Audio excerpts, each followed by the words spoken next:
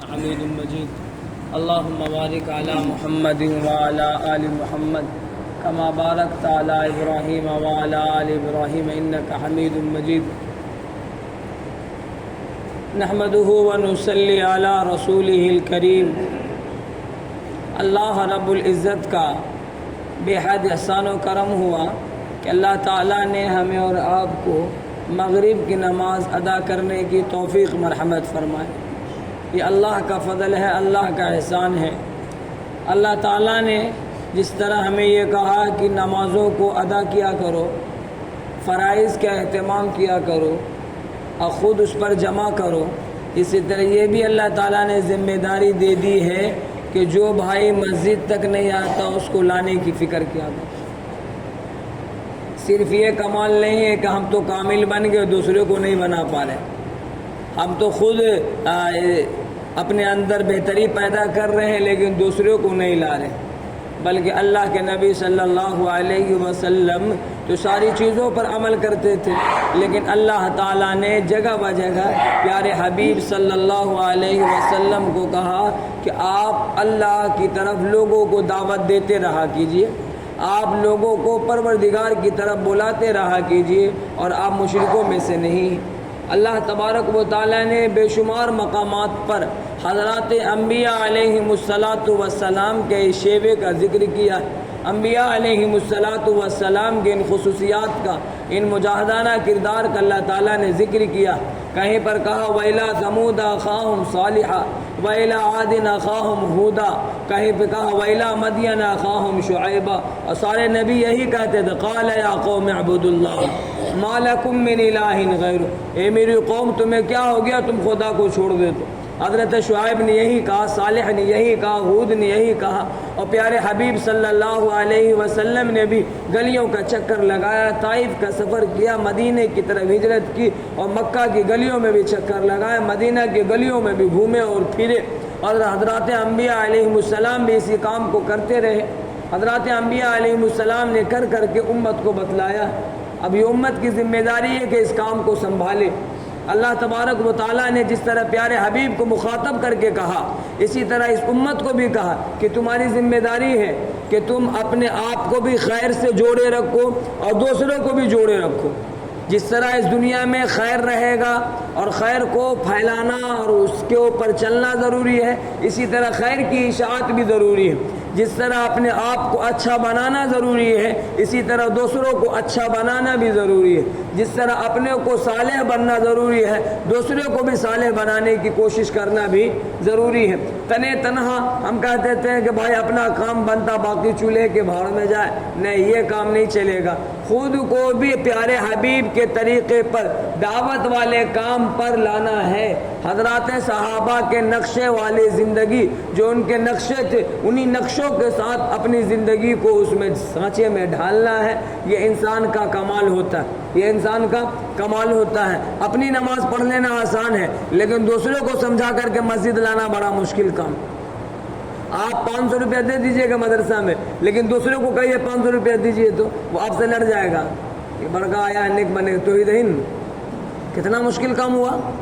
اپنا تو دے دیا 500، 1000 روپیہ دے دے گا لیکن دوسرے سے دلوانا مشکل کام ہے۔ خود 3 دن کے لیے نکلوا لیا کہ جانا ہے انشاءاللہ، لیکن دوسروں کو تیار کر کے 3 دن کے لیے بھیجنا مشکل کام۔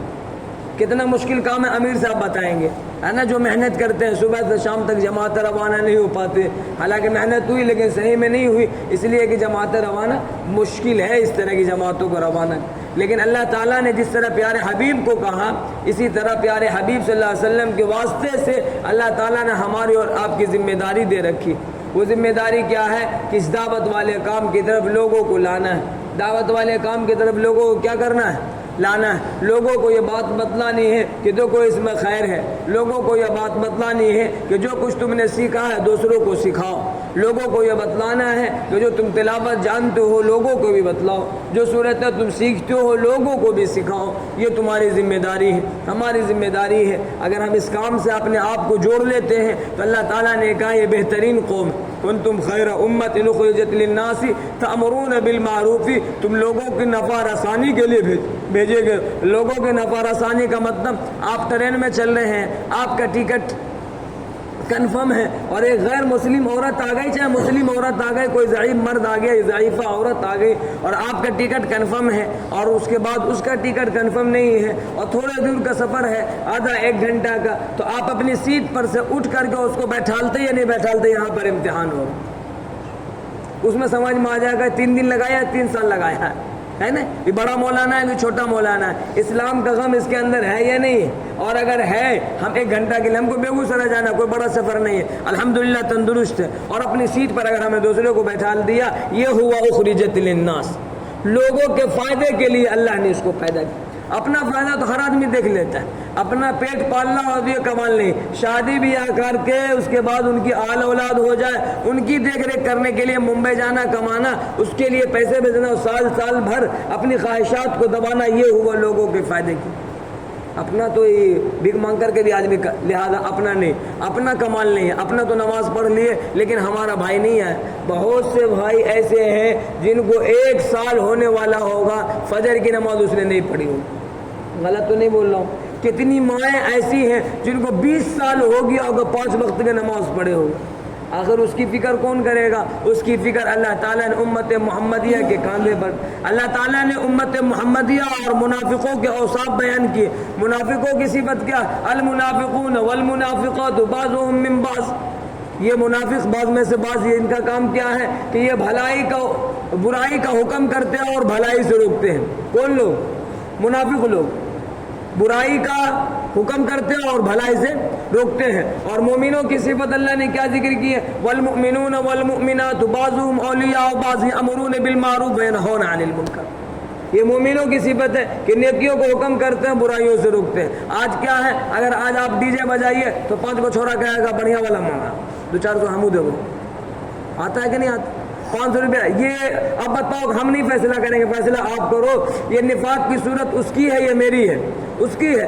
اب یہ برائی کا کام میں اب 3 لڑکا گانجا پیتا، چوتھا بھی اس کے ساتھ شامل ہو جائے، یہ ہماری قوم کو لے ڈوبا ہے، ہماری قوم کو لے ڈوبا۔ ہم نے بے شمار نوجوانوں سے بات کیا، ہم نے ایک مولوی صاحب سے پوچھا، وہ بھی کام دام کرتا ہے گجرات میں یا بنگلور وغیرہ میں، ہم نے پوچھا کہ آپ کے روم میں کتنے لوگ ہیں؟ بولا 15 سے 20 لوگ۔ ہم نے کہا اس 15 سے 20 لوگوں میں سے کتنے لوگ پیتے ہیں؟ بولا 19 لوگ پیتے۔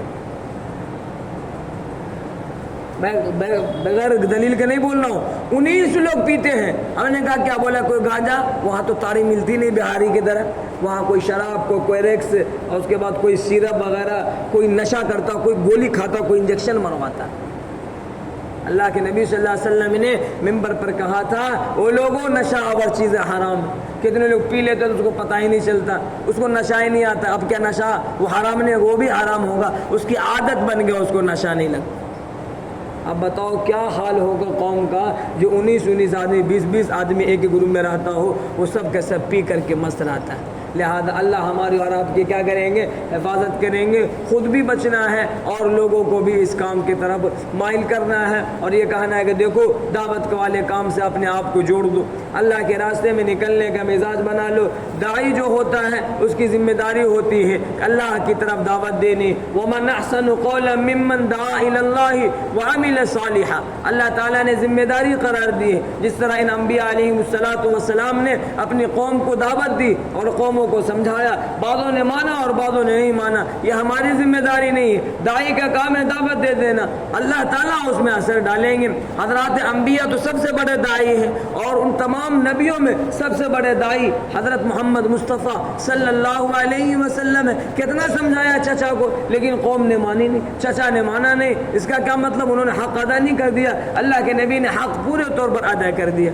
ہماری ذمہ داری ہے، ہم تھکے نہیں، ہم تھک جاتے ہیں 2-3 مرتبہ گشت کر کے، ہم تھک جاتے ہیں 2-4 لوگوں سے ملاقات کر کے، یار یہ تو آیا نہیں، یہ تو طے نہیں ہوا، اس کا مزاج نہیں بنا، اس کا ذہن نہیں بنا، فوراً ذہن نہیں بنتا۔ یہ خوشامد والا دین ہے، یہ تواضع والا دین ہے، اللہ پر یقین کر کے اس کام کو کرنا ہے، اللہ تعالیٰ کو بہتر مان کر کے اس کام کو کرنا ہے، اور اس کام کو کرنے کے لیے 5 بنیادی چیزوں کو یاد کر لیجیے، میں بہت دھیرے دھیرے بولوں گا۔ نمبر 1، اللہ کی ذات پر بھروسہ کر کے اس کام کو کرنا ہے، اور اس کام کو کرتے ہوئے اللہ کی رضا ڈھونڈنا ہے کہ اللہ ہمارا خوش ہو جائے، اللہ کی خوشنودی تلاش کرنی ہے کہ لوگوں کو اس کام کے لیے لانا ہے، یعنی اس کام کو کرتے ہوئے اللہ کی رضا ڈھونڈنی۔ یا اللہ یہ دعوت والے کام جو ہم پھر رہے ہیں یہ نبیوں کا کام ہے، یہ امام الانبیاء کا کام ہے، یہ علماء اور صلحاء کا کام ہے، یہ تابعین تبع تابعین کا کام ہے۔ یا اللہ ہم لوگ پھر رہے ہیں، یا اللہ اس پھرنے پر ہمارے لیے رضا کا پروانہ سنا دیجیے۔ ایک کام۔ دوسرا کام، الدال علی الخیر کفاعلہ، نیکیوں کی طرف بلانے والا۔ جب نیکیوں کی طرف لوگوں کو بلایا اور کسی نے اس کے بلانے سے نماز پڑھی تو جتنا ثواب اس نمازی کو ملے گا اتنا ہی ثواب بلانے والے کو ملے۔ اس بات پر بھی یقین رکھنا ہے، جس طرح کی تفصیلات ان کے لیے ہیں کہ جن جن نیکیوں میں جتنی نیکیاں اس کو ملے گی اتنی ہی نیکیاں کس کو ملے گی؟ بلانے والے کو ملے گی۔ دو باتیں یاد ہو گئی۔ نمبر 3، اللہ تبارک و تعالیٰ نے اس کام میں، محنت میں جو کچھ مشقت ہے اور جو کچھ پریشانی ہے، جتنے وعدے اللہ تعالیٰ نے ہمارے لیے کیے ہیں، اب اگر ان کاموں کو ہم کر کے دوسروں کو اس کام کی طرف لائیں گے تو اللہ تبارک و تعالیٰ اس میں ہمارا بھی حصہ رکھے گا۔ نمبر 4، اس کام کو کرتے ہوئے یہ سمجھنا ہے کہ یہ غیبی فضل اللہ تعالیٰ نے ہمارے ساتھ خاص کر رکھا، اللہ نے ہمیں چن لیا ہے، اللہ تعالیٰ نے ہمیں خاص کر لیا۔ وَلَقَدْ بَعَثْنَا فِي كُلِّ أُمَّةٍ رَسُولًا، اللہ تبارک و تعالیٰ نے فرمایا اگر اللہ تعالیٰ چاہتے تو ہر قوم میں ایک نبی بھیج دیتے، ہر قوم میں ایک نبی بھیج دیتے۔ ان نبیوں کا کام کیا ہوتا کہ لوگوں کو راہ راست پر لانا، لیکن اللہ نے ہر قوم میں نبی اور ہر علاقے میں اور ہر بستی میں نبی نہیں بھیجا، بلکہ کسی علاقے میں کہیں پر بھیجا، اور آخر میں پیارے حبیب صلی اللہ علیہ وسلم کو بھیجا۔ تو جو خدا پیارے حبیب کو آخر میں بھیج رہا تھا لوگوں کو سدھارنے کے لیے، کیا وہ خدا ہر بستی میں نبی نہیں بھیج سکتا ہے؟ ہر بستی میں نبی بھیج سکتا ہے، لیکن ہر بستی میں نبی نہیں بھیجا، آخر میں پیارے حبیب کو بھیجا اور نبوت کے دروازہ بند کر دیا گیا۔ یہ محنت مشقت والا کام، یہ جد و جہد والا کام، یہ اکیلا نبی ہے، ان کے ساتھ کوئی اور نہیں ہے، اکیلے نبی ہے۔ کبھی غار حرا میں بیٹھے ہوئے ہیں، کبھی مسجد نبوی میں بیٹھے ہوئے ہیں،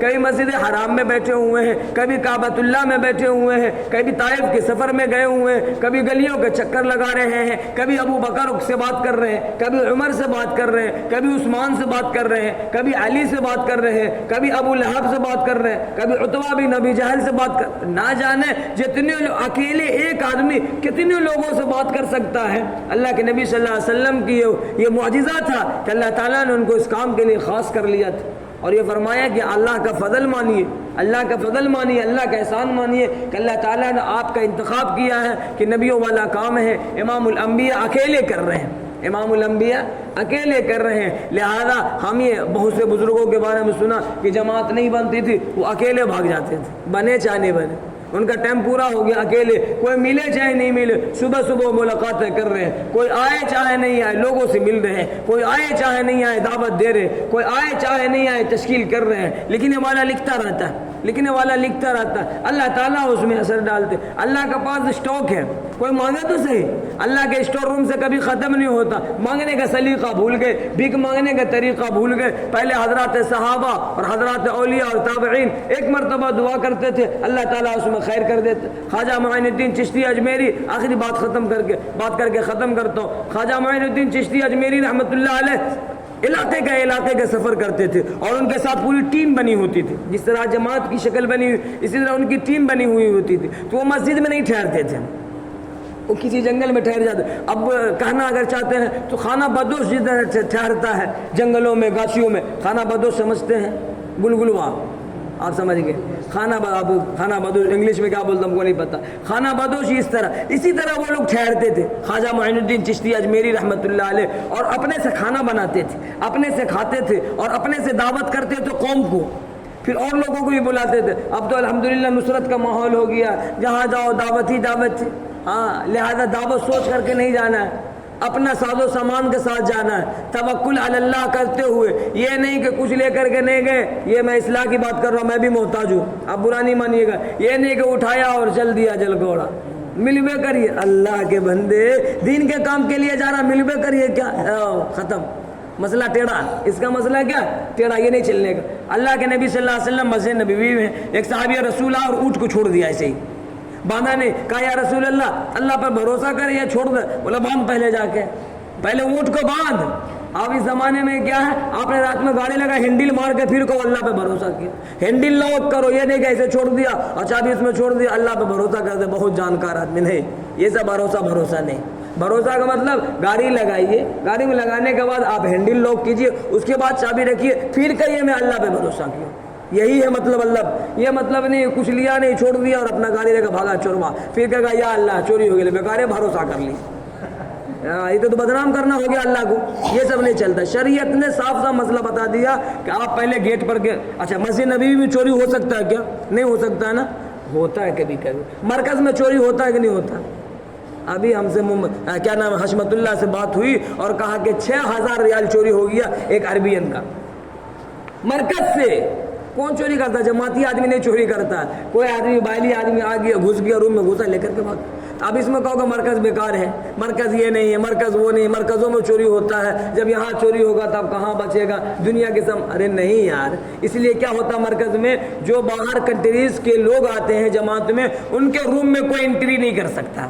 یہ ہوا توکل.